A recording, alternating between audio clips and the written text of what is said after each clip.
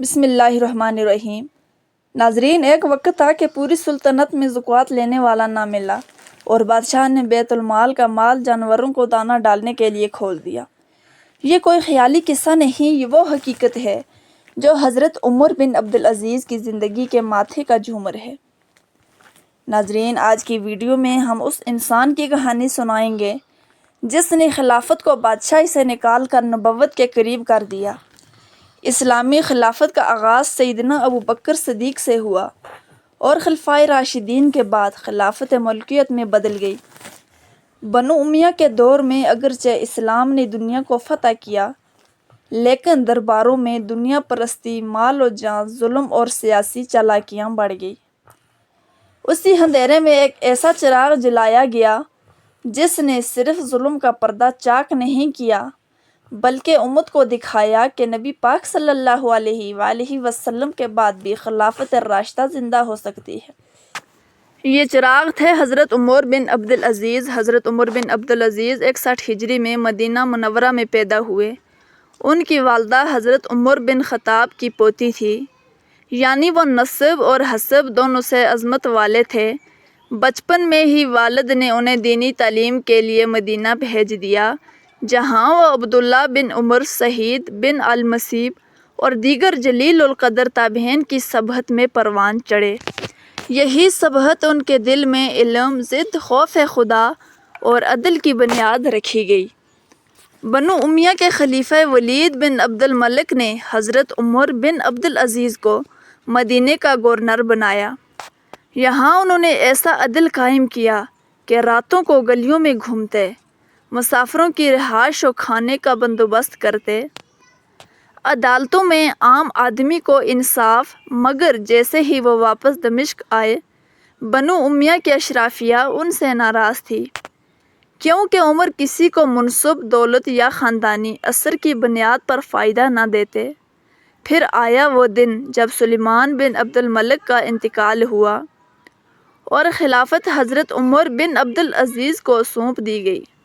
جیسے ہی خلافت کا اعلان ہوا، حضرت عمر بن عبدالعزیز نے تمام شاہی لباس اتار دیا، بیت المال سے تنخواہ لینے سے انکار کر دیا، اپنی ذاتی زمین، خادمہ، خچر اور محل بیت المال میں جمع کر دیے۔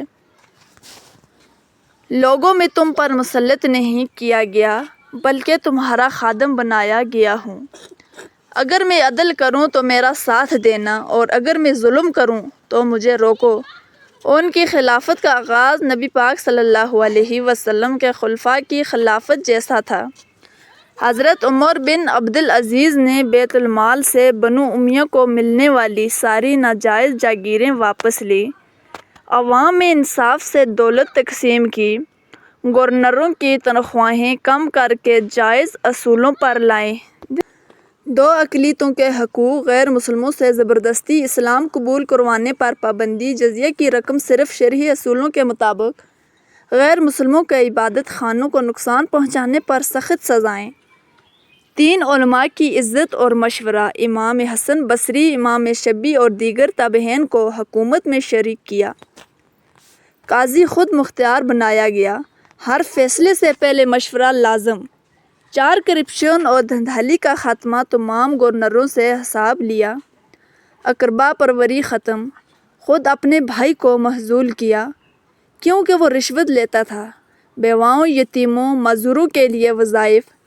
ہر علاقے میں دار الاضافیہ یعنی مہمان خانے، تعلیم کے لیے وظائف۔